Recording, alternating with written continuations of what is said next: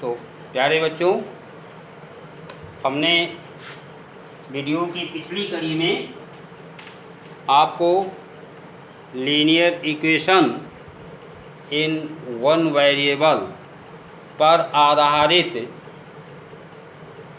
समीकरणों को हल करना बताया था। वीडियो की इस कड़ी में हम उससे संबंधित वर्ड प्रॉब्लम आपको बताने जा रहे हैं। जैसे मान लीजिए दिया गया है 3 क्रमागत,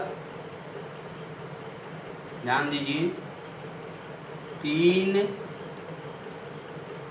क्रमागत धन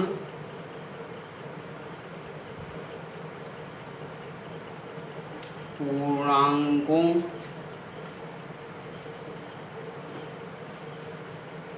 का योगफल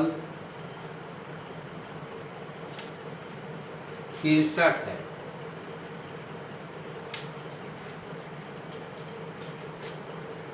तो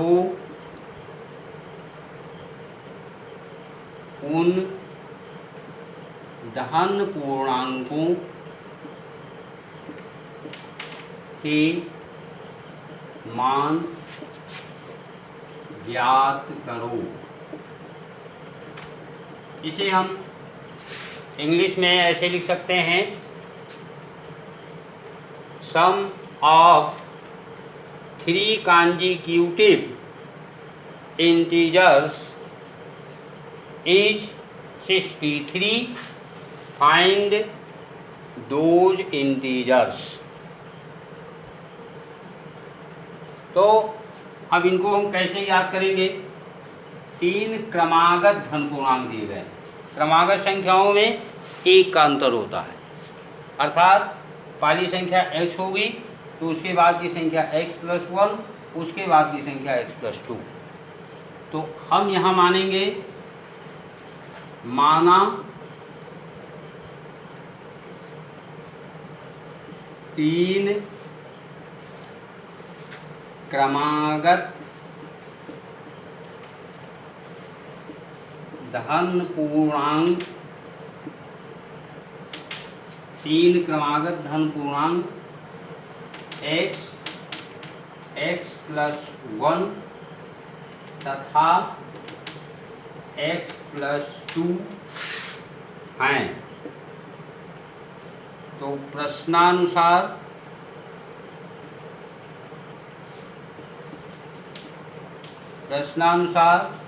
तीनों का योगफल 63 है। तो x + x+1 + x+2 = 63। तो x + x + x 3x, 1 + 2 3 = 63। 3x = 63 - 3, तो 3x =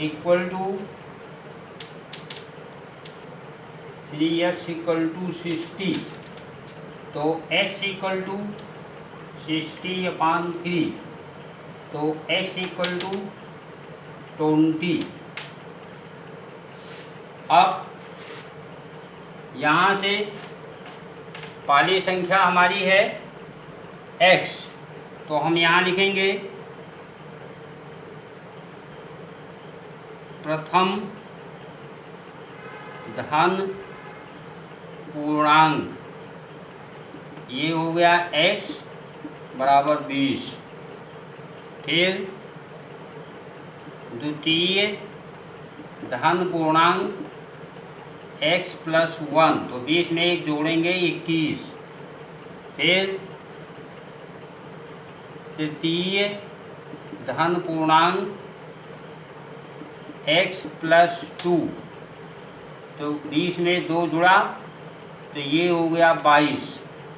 अब देखिए तीनों क्रमागत है, अगर आप जोड़ेंगे पूरा 20, 21, 41, 22, 63, अर्थात आपका आंसर सही है। ये तीनों ही आंसर हुए। तो ये आपका पहला क्वेश्चन हो गया।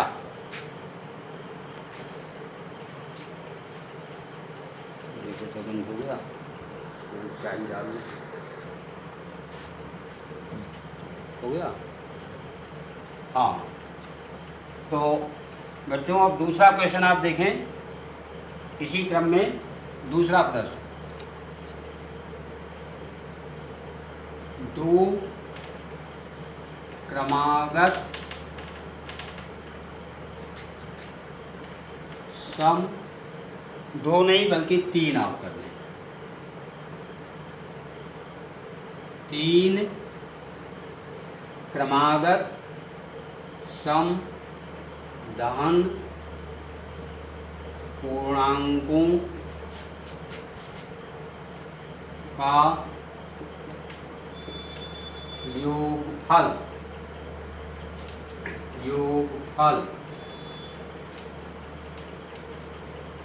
72 है। तो उन दहन पूर्णांकों के मान ज्ञात करो। इंग्लिश में होगा सम of 3 consecutive positive even integers is 72. Find those integers. इस प्रकार से आप इंग्लिश में समझ सकते हैं। क्रमागत सम धन पूर्णांक को इंग्लिश में बोलेंगे कॉन्जिक्यूटिव इवन पॉजिटिव इंटीजर्स। योगफल को सम बोला गया है। तो अब आप देखिए इसको हम कैसे लगाते हैं। देखिए क्रमागत सम या क्रमागत विषम, इन दोनों में दो दो का अंतर होता है। जैसे दो सम है तो दो के बाद तीन सम नहीं है, 2 + 2 4 सम है। फिर 4 सम है तो 4 के बाद 5 नहीं है, 4 धन 2 6 सम है। तो इस प्रकार से यदि x कोई सम संख्या है तो अगली सम संख्या उसके बाद वाली सम संख्या x + 2 होगी और उसके बाद वाली x + 2 + 2 अर्थात x + 4 होगी। तो ऐसे ही हम यहाँ पर मानते हैं। माना इसका हल, माना 3 क्रमागत सम दहन पूर्णांक x, x + 2 और x + 4 हैं। अब प्रश्नानुसार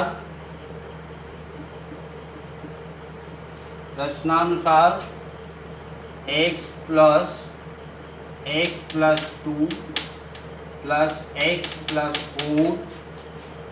4 = आपका दिया है 72। तो x + x + x 3x, 4 + 2 6 = 72। 3x = 72 - 6, तो 3x = 72 में से 6 आपका माइनस हुआ तो कितना हो गया 66। तो x = 66/3, तो x = हो गया 22। अब प्रथम धन पूर्णांक प्रथम धन पूर्णांक बराबर x, ये बराबर हो गया 22। फिर द्वितीय धन पूर्णांक x + 2, तो 22 में 2 जुड़ा तो 24 हो गया। तृतीय धन पूर्णांक x + 4, तो 22 में 4 जुड़ा 26 हो गया। इस प्रकार से ये भी हो गया। ठीक ऐसे ही 3 क्रमागत विषम धन पूर्णांकों का योगफल अगर दिया गया हो तो वह सवाल भी ठीक इसी प्रकार से हल किया जाएगा। यहाँ x हम विषम मानेंगे तो x + 2 विषम होगा, x + 4 विषम होगा, और फिर तीनों का योगफल जितना दिया हो उसके बराबर करके आप उस प्रश्न को भी सॉल्व कर सकते हैं। अब प्रश्नों की इस कड़ी में अब हम दूसरे प्रकार के प्रश्नों को सॉल्व करना बताएंगे।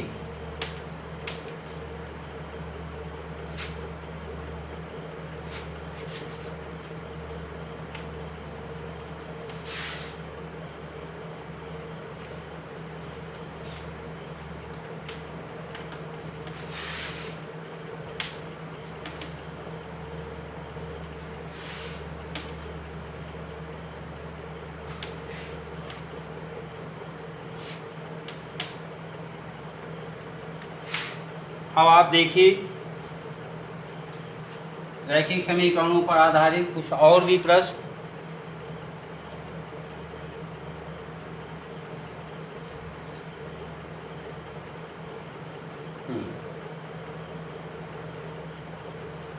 एक त्रिभुज की भुजाएं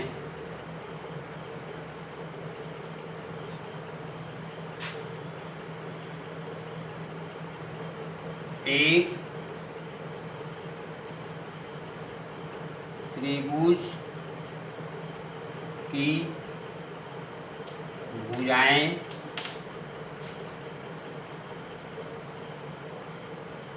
x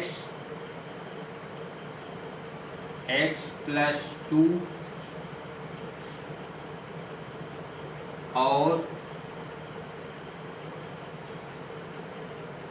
x - 3 हैं। ये त्रिभुज की तीनों भुजाएं दी गई हैं। यदि त्रिभुज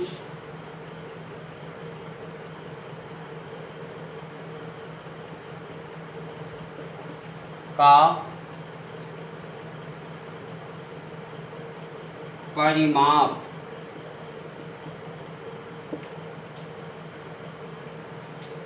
29 सेंटीमीटर है तो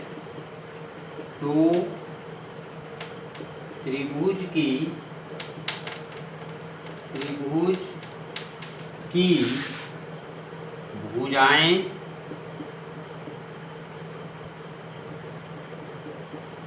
ज्ञात करो। एक त्रिभुज की भुजाएं x + 2 x - 3 हैं। यह त्रिभुज का परिमाप 29 सेंटीमीटर है तो त्रिभुज की भुजाएं ज्ञात करो। रैखिक समीकरण पर हमने ये प्रश्न लिखा। इसको इंग्लिश में इस प्रकार से बोलेंगे, sides of a triangle are x + 2 and x - 3. If the perimeter of the triangle is 29 centimeter, then find the sides of the triangle. समझ में आया? एक बार फिर से आप सुन लें। If the sides of a triangle are x + 2 and x - 3, if the perimeter of triangle is 29 centimetre, then find the sides of the triangle. अब इसको हम सॉल्व कैसे करेंगे? त्रिभुज का परिमाप तीनों भुजाओं का योगफल होता है। त्रिभुज का परिमाप तीनों भुजाओं का योगफल, यानी perimeter of triangle equal to आपका कितना दिया है 29, तो सम ऑफ 3 साइड्स आपका हो गया 29। यहाँ हम लिखेंगे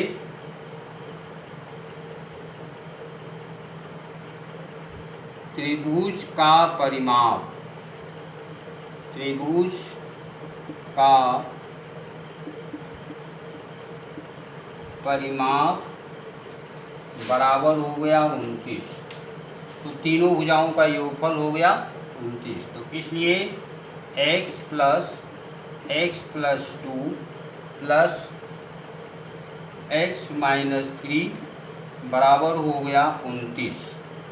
अब x plus x 3x minus 1 equal to 29, 3x equal to 29 plus 1, तो 3x इक्वल टू